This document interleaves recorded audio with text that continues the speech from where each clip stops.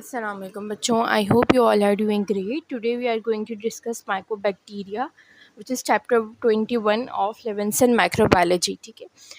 Clinical bacteriology का ये हमारा लास्ट चैप्टर है माइकोबैक्टीरिया, क्योंकि जो हमने चैप्टर्स प्रीवियस कर लिए थे मैं उसका लिंक भी यहाँ पे प्लेलिस्ट शेयर कर दूँगी डिस्क्रिप्शन में. अदरवाइज़ आप जाके चैनल की प्लेलिस्ट पर देख सकते हैं माइक्रोबायोलॉजी की. वहाँ पर basic bacteriology, mycology, parasitology and clinical bacteriology के आपको सारे चैप्टर्स मिल जाएंगे. आज ये चैप्टर हमारा कंप्लीट होगा, मतलब ये सेक्शन हमारा कंप्लीट होगा. Then we will start our immunology. ठीक है, जो कि बहुत इंपॉर्टेंट पार्ट है माइक्रोबायोलॉजी का. अच्छा, एक दो चैप्टर्स आई गेस और आ जाए. ग्रैप नेगेटिव रॉड्स होंगी और स्पायरोकीट्स होंगे, क्लैमीडिया होगा. ये वाले चैप्टर्स ऐसे जो कि बहुत ज़्यादा कोई इम्पॉर्टेंट नहीं है. ठीक है, तो इसलिए मैं वो चैप्टर से स्किप करवा रही हूँ, क्योंकि अभी आप लोगों के भी ये सजेशन थी कि मैम पेपर्स होने वाले हैं तो हमें पहले अपना सिलेबस कंप्लीट करना है. सो आई थिंक कि पहले जो चैप्टर्स इंपॉर्टेंट है हम वो कर लेते हैं. ठीक है, तो ये कंप्लीट करने के बाद वी विल स्टार्ट इम्यूनोलॉजी, जो कि बहुत इंपॉर्टेंट है. मैं बार बार कह रही हूँ, उसको अच्छे से करना है. आपने हर वीडियो को देख रहे हैं, हर पार्ट्स को देख रहे हैं.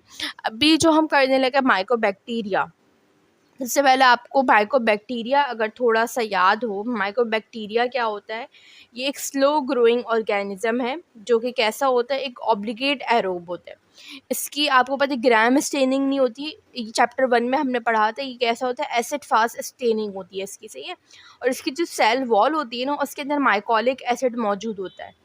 ठीक है, क्या क्या आपके पास इसकी प्रॉपर्टीज़ आ गई. पहली प्रॉपर्टी तो ये कि स्लोली ग्रो करता है, ऑब्लिगेट एरोब है, एसिड फास्ट है, इसके माइकोलिक एसिड होता है इसकी सेल वॉल में, और ये resistant to acids, alkalis and dehydration. ठीक है, मींस कि अब मुझे जो भी ट्रीटमेंट के लिए मेडिसिन देनी पड़ेगी वो मुझे इस हिसाब से देनी पड़ेगी कि. ठीक है, तो यहाँ पर ये जो इसकी स्पीशीज़ लिखी हुई है ना, मैं इसको इन सारी स्पीशीज़ को एक जगह करके लिख रही हूँ. ठीक है, तो उसको आप देख लें, अपने पास इसी तरीके से लिख लें या ऊपर कहीं लिख लें बुक में, अगर आप नोट्स नहीं बना रहे हैं तो. ठीक है, इस तरीके से इसको देखते हैं स्पीशीज़ को. ये सारी लिखी हुई. ठीक है, आपके पास क्या होती है, सबसे पहले तो मेजर में आ जाए. मेजर के बाद एटिपिकल होती है और फिर रैपिडली ग्रोइंग माइकोबैक्टीरिया होते हैं. मेजर माइकोबैक्टीरिया में आपके पास एम ट्यूबरक्लोसिस है, जो कि ट्यूबरक्लोसिस करवाते हैं. देखो मैंने लिखा हुआ भी यहाँ पे मेंशन किया हुआ है. वाइवा में स्पीशीज़ इसकी लाजमी पूछते हैं. एम लेप्रा जो कि लेप्रोसी करवाता है, और एम बोविस जो कि जीआईटी का ट्यूबरक्लोसिस करवाता है. ठीक है, हमारे दिमाग में यही है कि टीबी आपके पास लंग्स में होती है, लेकिन टीबी जो है बोन्स में भी होगी, जीआईटी के अंदर भी होगी. ठीक है, लिम्फ नोड्स की भी टीबी होती है. तो इस तरीके से जो एम बोविस है ना, वो जीआईटी की टीबी करवाता है. एटिपिकल इसके अंदर माइकोबैक्टीरिया में आपके पास आ जाता है एम एवियम, जो कि इंट्रासेलुलरली पल्मोनरी डिजीज़ करवाता है. एम कैनासी कहेंगे इसको, ट्यूबरक्लोसिस लाइक डिजीज़, मतलब प्योरली ट्यूबरक्लोसिस नहीं है लेकिन उस किस्म की कुछ बीमारियां करवाता है. फिर आपके पास एम मैरिडम है, जो कि swimming pool granular fish tank granuloma बना देता है. और एम सीरोलोफ्लोरम लिखा हुआ है यहाँ पे. ठीक है, फिर रैपिडली ग्रोइंग जो होती है हमारे पास वो होती है एम कैलोनी. ठीक है, ये ह्यूमन डिजीज़ करवाती है ट्यूबरक्लोसिस की तरह ही. कहाँ पर, जो इम्यूनो कॉम्प्रोमाइज पेशेंट्स होते हैं या फिर जिनके अंदर प्रोस्थेटिक डिवाइसेस वगैरह इम्प्लांट हुई भी होती हैं, उनके अंदर ये आपके पास करवाता है. ठीक है, तो ये आपसे पूछते हैं कि स्पीशीज़ बता दो माइकोबैक्टीरिया की. आपने मेजर तो ये आपने बहुत ज़बानी आपको याद होनी चाहिए. फिर एटिपिकल माइकोबैक्टीरिया की भी क्लासिफिकेशन है, ग्रुप 1, ग्रुप 2, ग्रुप 3. ग्रुप 1 में एम कैनेसी और एम मैरिनम है. इसके अंदर ग्रुप 2 में एम सीरोफ्लोरम है, और इसके अंदर एम एवियम एंड इंट्रासेलुलरली है. ठीक है, तो ये आपके पास हो गई इसकी क्लासिफिकेशन माइकोबैक्टीरिया की. अब आ जाते हैं हम माइकोबैक्टीरियम ट्यूबरक्लोसिस के ऊपर. तो बच्चों, तो माइकोबैक्टीरियम ट्यूबरक्लोसिस का देखते हैं. सबसे पहले तो ये देख लिया कि कौन सी डिजीज़ करवा रहा है, ट्यूबरक्लोसिस करवा रहा है. वर्ल्ड वाइड डेथ जो होती है हमारे पास ट्यूबरक्लोसिस की, वो एम ट्यूबरक्लोसिस की वजह से होती है. इसकी इंपॉर्टेंट प्रॉपर्टीज़ में स्लो जो है ये बहुत ज़्यादा जो है स्लोली ग्रो करता है.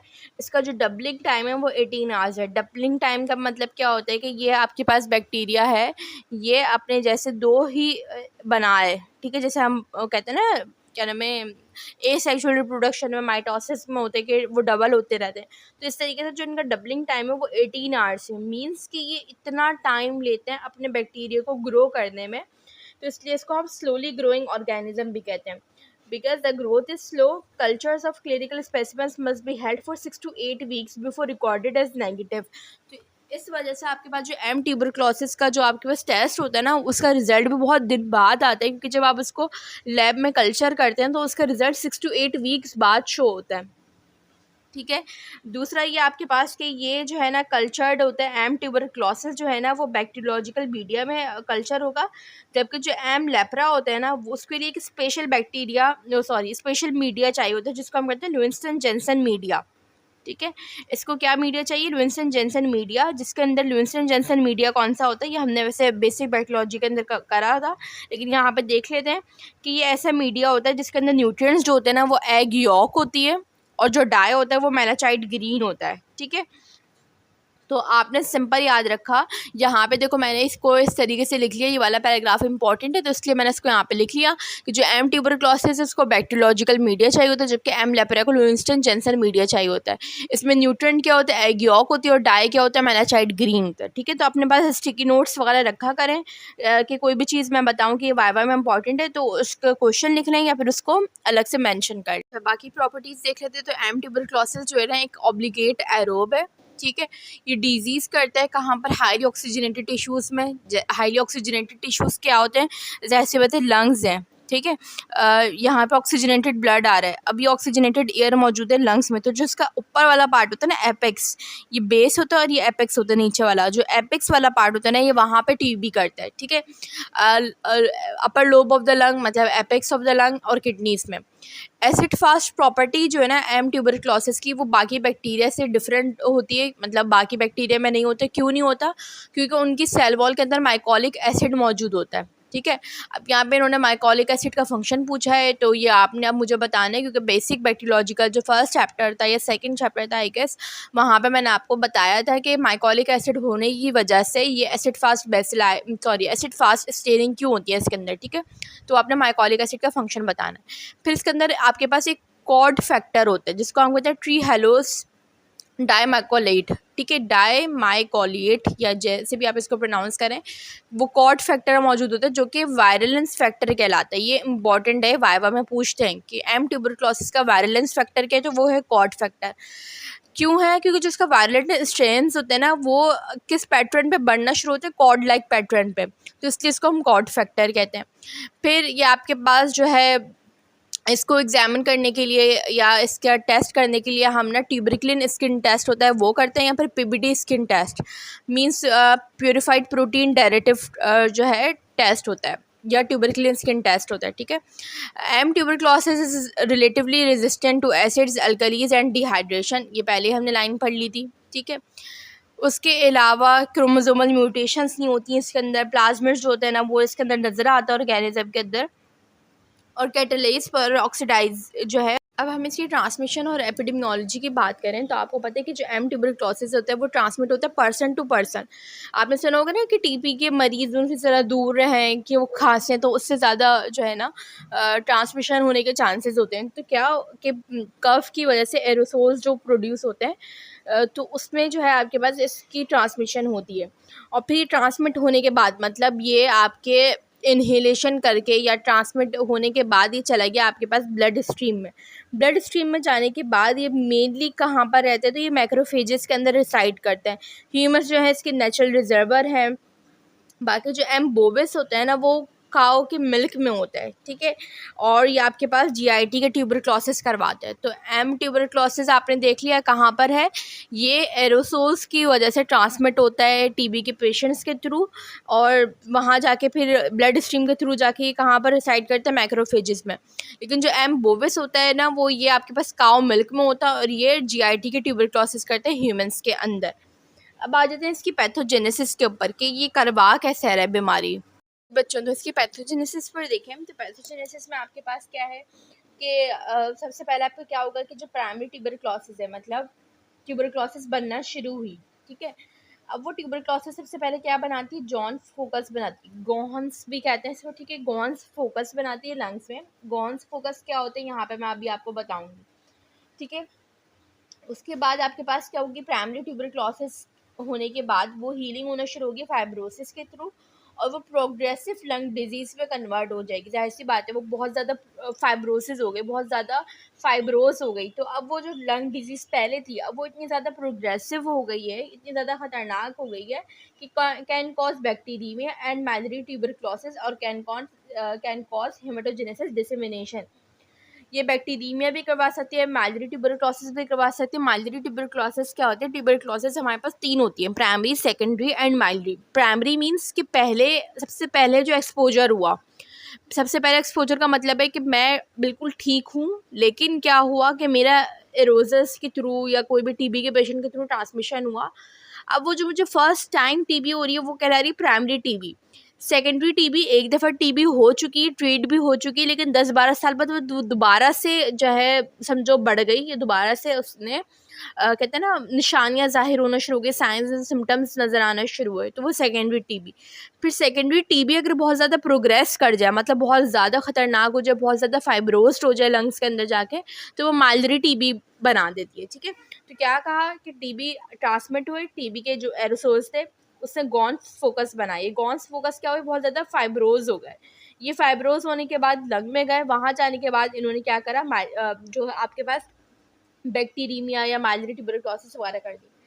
If the primary infection heals without causing disease is called a latent infection। अगर इसका जो प्राइमरी इन्फेक्शन था ना, मतलब जो सबसे पहले ये गॉन्स फोकस बना था, अगर गॉन्स फोकस बनने के बाद भी आपके पास लिम्फोसाइट्स कह रही हूँ, सॉरी, अगर फाइब्रोसिस नहीं हुई, मतलब मज़ीद डिजीज़ होने का ख़तरा नहीं हुआ, मज़ीद प्रोग्रेशन होने का ख़तरा नहीं हुआ, तो वो कहलाती है लेटेंट इन्फेक्शन। ठीक है, जो एम ट्यूबरक्लोसिस होती है ना, वो no well recognised exotoxins produce करती हैं, does not contain endotoxin in its cell wall, और ना ही उनके सेल वॉल में कोई एंडोटॉक्सिन मौजूद होता है। लेकिन इनकी कुछ टॉक्सिन्स होते हैं, जैसे कि आपके पास होता है ट्यूबरक्लोसिस नेक्रोटाइजिंग टॉक्सिन, टीएनटी कहते हैं। इसका क्या काम होता है कि क्लीव कर देता है निकोटिनामाइड, एनएडी जो होता है ना, उसको मैक्रोफेजेस के अंदर ही ये तोड़ देता है, जिसकी वजह से क्या होता है, मैक्रोफेजेस जो इन्फेक्टेड मैक्रोफेजेस होते हैं ना, उनकी डेथ होना शुरू हो जाती है। फिर आपके पास एक टॉक्सिन ये हो गया टीएनटी, दूसरा टॉक्सिन होता है ये ES86, अर्ली सिक्रेटेड एंटीजन। ये क्या, एक प्रोटीन है जो कि प्रोड्यूस करता है innate immune response by reducing gamma interferon production. Gamma interferon की प्रोडक्शन को रिड्यूस करेगा और इम्यून रिस्पॉन्स को क्या कर देगा, बढ़ा देगा। The organisms potentially infects macrophages and the other reticuloendothelial cells।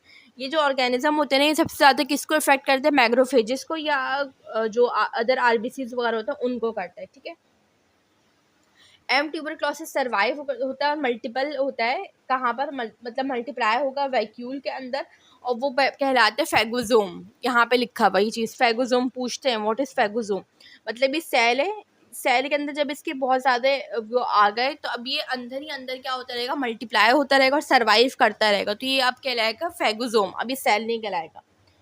The organism produce a protein called exported repetitive protein. ये पूछते हैं, ठीक है, ये लिखा हुआ देखो वाइवा में, एक्सपोर्टेड रिपीटिव प्रोटीन क्या होती है, जो कि ये क्या करती है, इसका क्या काम होता है कि प्रिवेंट करती है फैगोजोम को कि फ्यूज़ ना हो लाइसोसोम के साथ। ठीक है, ताकि ये डिग्रेडेटिव एंजाइम्स जो होते हैं ना लाइसोसोम को, उस लाइसोसोम का क्या काम होता है, सेल ब्रेकेज करना, तोड़ना। अगर ये उसके साथ लग गया, समझो ये फैगोजोम है, अगर इसके साथ लाइसोसोम आके लग गया, तो लाइसोसोम क्या करेगा, लाइसोसोम में तो लाइटिक एंजाइम्स होते हैं, वो इसको आके तोड़ना शुरू कर देंगे, तो इसका तो काम हुआ ही नहीं। तो ये क्या करता है, एक अपनी स्पेशल प्रोटीन बनाता है जिसको हम कहते हैं एक्सपोर्टेड रिपीटिव प्रोटीन। ये प्रोटीन क्या काम करती है कि इस फैगोजोम को लाइसोसोम के साथ नहीं लगने देती। अगर ये लाइसोसोम लग गया फैगोजोम के साथ, तो जाहिर सी बात है इस फैगोजोम की लाइसिस हो जाएगी, टूट जाएगा। ठीक है, अब क्या लिखा है आपके पास कि जो लीजन्स होते हैं ना, वो डिपेंड करते हैं presence of organisms and the host response.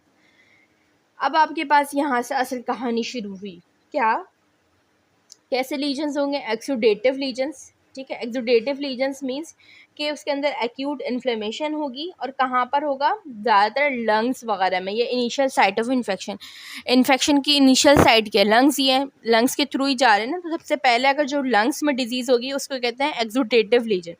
फिर ग्रैनुलोमेटस लीजन्स कि जो central areas of giant cells containing tubercle bacilli surrounded by a zone of epithelioid sales.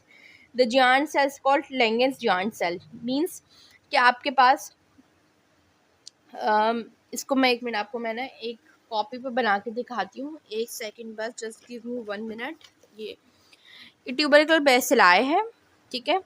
इसके चारों तरफ मैक्रोफेजेस लग गए, ठीक है। इसके चारों तरफ क्या लग गया है, मैक्रोफेजेस, और फिर लिम्फोसाइट्स भी आना शुरू हो गए। तो ये आपके पास क्या बना देते हैं, एक ग्रैनुलोमा बना देता है। तो अगर इस तरीके से लीजन बनना शुरू हो गए कि ग्रैनुलोमास बनना शुरू हो गए बॉडी के अंदर, तो वो कहलाता है ग्रैनुलोमेटस लीजन्स, ठीक है। अ, बीच में आपको पता है कौन सी नेक्रोसिस, और ये जो ग्रैनुलोमेटस वो हो रही है, लीजन्स बन रहे हैं, तो इसमें होती है केशियस नेक्रोसिस, ठीक है। अब बेसिक पैथोलॉजी के अंदर आपने पढ़ा होगा कि व्हाट इज केशियस नेक्रोसिस। तो टीबी के अंदर आपके पास केशियस नेक्रोसिस होती है। Tubercles healed by fibrosis and calcification, और जो ट्यूबरकल्स होते हैं, ये जो हमने टीबी के ट्यूबरकल देखा ना, जो बीच में है ये ट्यूबरकल, ये हील होते हैं किससे, फाइब्रोसिस से या फिर कैल्शिफिकेशन से, मतलब मजीद फाइब्रोसिस होती रहेगी, मजीद कैल्शिफिकेशन होती रहेगी। अच्छा, अब ये आपके पास क्या कहलाते हैं, एक गॉन्स कॉम्प्लेक्स भी बना देते हैं। गॉन्स कॉम्प्लेक्स बेसिकली क्या होता है, ये जो एक्सोडेटिव लीजन बनाता है ना, ये जो लीजन बना है, ठीक है, ये ही पूरा कहला रहा है ग्रैनुलोमा जिसको कह रहे हैं। ये जो ट्यूबरकल्स के साथ मैक्रोफेजेस लगे और साथ में लिम्फोसाइट्स भी आके लग गए, तो ये कहलाता है गॉन्स कॉम्प्लेक्स, ठीक है।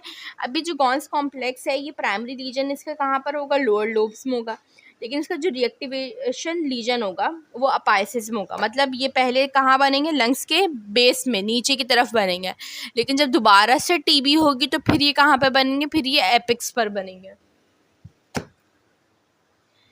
A tubercle can erode into a bronchus, empty its caseous content. It can disseminate with the bloodstream to many internal organs. और फिर जैसे मैंने आपको कहा था कि टीबी सिर्फ लंग्स की नहीं है, काफ़ी इंटरनल ऑर्गन्स की भी है, जीआईटी की भी है, बोन्स की भी है, बोन मैरो की भी है, लिम्फ नोड्स की भी है। तो वो ब्लड स्ट्रीम के थ्रू, मतलब ब्लड के थ्रू आप क्या होगा, वो जो ट्यूबरकल बने हुए थे ना, वो ट्रांसमिट होना शुरू होंगे। वो जहाँ जहाँ ब्लड जाएगा टीबी वहाँ पर फैलती रहेगी। इसमें जो ये वाला टॉपिक है ना, इम्यूनिटी एंड हाइपर सेंसिटिविटी, ये वाला टॉपिक मैं आपको इम्यूनोलॉजी के अंदर कंप्लीट करवाऊंगी, क्योंकि अगर अभी मैंने यहाँ पे आपको समझा भी दिया ना तो आपको सही से क्लियर नहीं होगा। तो बेहतर ये कि पहले हम इम्यूनोलॉजी अच्छे से पढ़ें कि what is cellular immunity, adaptive immunity क्या होती है, और मतलब जो भी इम्यूनिटी के बिल्कुल बेसिक से स्टार्ट करेंगे, ठीक है। सो बेफिक्र रहें, ये वाला पार्ट मैं आपको वहाँ पर करवाऊँगी। बस इसमें से आपने ये चीज़ याद रखनी है कि जो टीबी है उसका टेस्ट होता है ट्यूबरक्लिन स्किन टेस्ट, ठीक है। वो आप यहाँ पे नाम आपने याद रखना है इसका। अच्छा बच्चा, अब यहाँ पे देखें ट्यूबरक्लिन स्किन टेस्ट, ठीक है।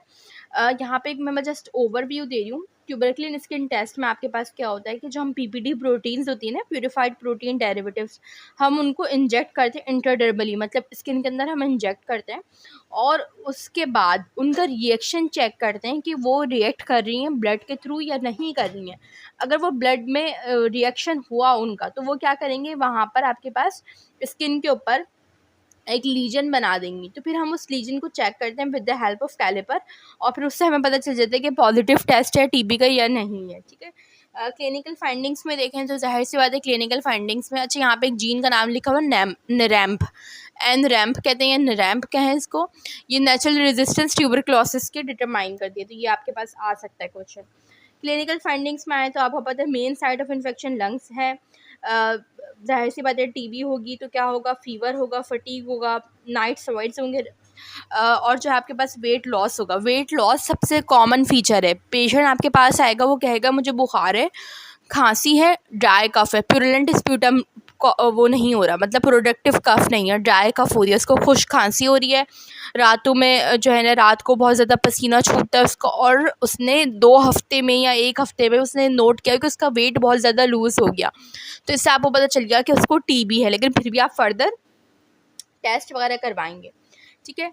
इन पल्मोनरी ट्यूबरक्लोसिस, मतलब जो लंग की टीबी होती है ना, उसके अंदर जो मेन फाइंडिंग्स आपको मिलेगी वो कफ और हिमोप्टेसिस होगा। कफ खांसी, हिमोप्टेसिस क्या, खांसी में खून आना, ठीक है। तो आपके पास वो होगा। चेस्ट एक्सरे करके देखेंगे हम, चेस्ट एक्सरे से हमें पता चल जाएगा जो लंग की अपर कैविटी होती है ना, ऊपर वाली कैविटी, वहाँ पर आपको जो एपिक्स होगा वहाँ पर आपको कैविटेशन नज़र आएगी, कुछ लंग्स में मतलब कुछ मसला नज़र आएगा, तो आपको पता चल जाएगा कि टीबी है। फिर आपके पास होता है स्क्रोफ्यूला, ये भी माइकोबैक्टीरिया सर्वाइकल लिम्फ एडिनाइटिस है। मीन्स अभी हमने पढ़ा पल्मोनरी ट्यूबरक्लोसिस, लंग्स में टीबी हुई है। अब अगर लिम्फ नोड्स के अंदर टीबी हो जाए ना, तो वो आपके पास क्या कहलाते हैं, स्क्रोफ्यूला। उसमें क्या होता है आपके पास कि जो लिम्फ नोड्स होती है ना, उसमें लिम्फ एडिनाइटिस हो जाता है, मतलब इन्फ्लेमेशन हो जाती है लिम्फ नोड्स की।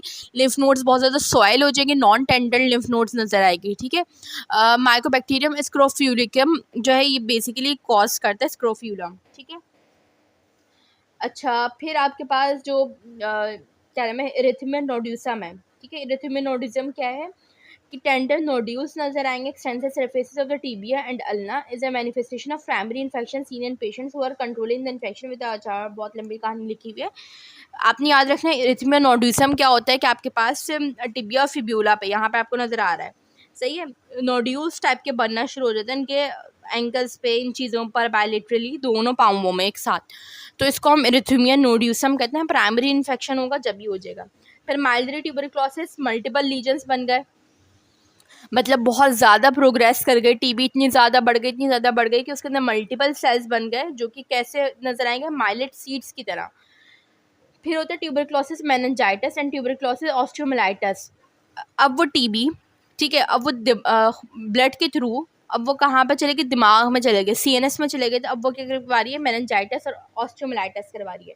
फिर अगर आपके पास जो है वो टीबी एम बोविस ने कॉज करी और जीआईटी टीबी हुई, मतलब गैस्ट्रोइंटेस्टाइनल ट्यूबरक्लोसिस हुआ, तो उसमें क्या फीचर्स नजर आएंगे आपको, एब्डोमिनल पेन होगा, बहुत ज़्यादा डायरिया होगा, फीवर होगा और वेट लॉस होगा, ठीक है। तो आपने सबके क्लिनिकल फीचर्स याद रखने हैं।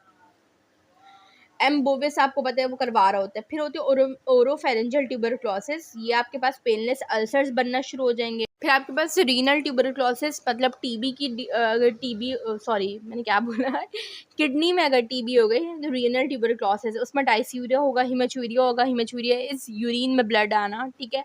फ्लैंक पेन होगा, स्टेराइल प्यूरिया होगा, ठीक है। तो ये सारे आपके पास क्लिनिकल फीचर्स नजर आ जाते हैं। एम ट्यूबरक्लोसिस जो होते हैं ना, वो एसिम्प्टोमेटिक इन्फेक्शन होता है, मतलब आपको इतनी जल्दी सिम्टम्स जाहिर होना शुरू नहीं होते। जो क्लिनिकल फाइंडिंग्स आपने इस तरीके से याद रखना है। पैथोजेनेसिस भी आपने याद रखी, तो सबसे पहले आपने ये याद रखा कि जो आपके पास ट्यूबरकल बेसिलाई होता है, जो हमने पढ़ा था, वो मैक्रोफेजेस से जो है कांटेक्ट में आएगा, उसके चारों तरफ लिम्फोसाइट्स आ जाएंगे, एक ग्रेनुलोमा टाइप का बन जाएगा। ये केशियस नेक्रोसिस होती है इसके अंदर, इसको हम गॉन्स कॉम्प्लेक्स भी कहते हैं, जब लिम्फोसाइट्स आके लगना शुरू हो जाए, ठीक है। प्राइमरी जब लीजन होता है तो जाहिर सी बात है लंग्स के एपिक्स वाले पार्ट में होगा। अब वो एपिक्स के पार्ट में हो गया, हमें पता चल गया पल्मोनरी टीबी है, मतलब लंग की टीबी है, उसमें हमें फीवर्स नज़र आएंगे, नाइट स्वेट होगा, कफ होगी, और कफ कैसी होगी, जो है आपके पास ड्राई कफ होगी, ठीक है, वेट लॉस होगा। फिर अगर वो टीबी ब्लड के थ्रू, ब्लड स्ट्रीम के थ्रू कहाँ पर पहुँच गए, अगर वो सीएनएस में पहुँच गए तो वो मेनिंजाइटिस करवा देगा, ऑस्टियोमाइलाइटिस करवा देगा। अगर वो टीबी माइकोबैक्टीरियम स्क्रोफ्यूलम ने कॉज करी है तो स्क्रोफ्यूला बन जाएंगे। स्क्रोफ्यूला कहते हैं कि लिम्फ नोड्स में बहुत ज़्यादा इन्फ्लेमेशन हो जाएगी, लिम्फ नोड्स बहुत ज़्यादा टेंडर हो जाएंगे और सॉइल हो जाएंगे, ठीक है।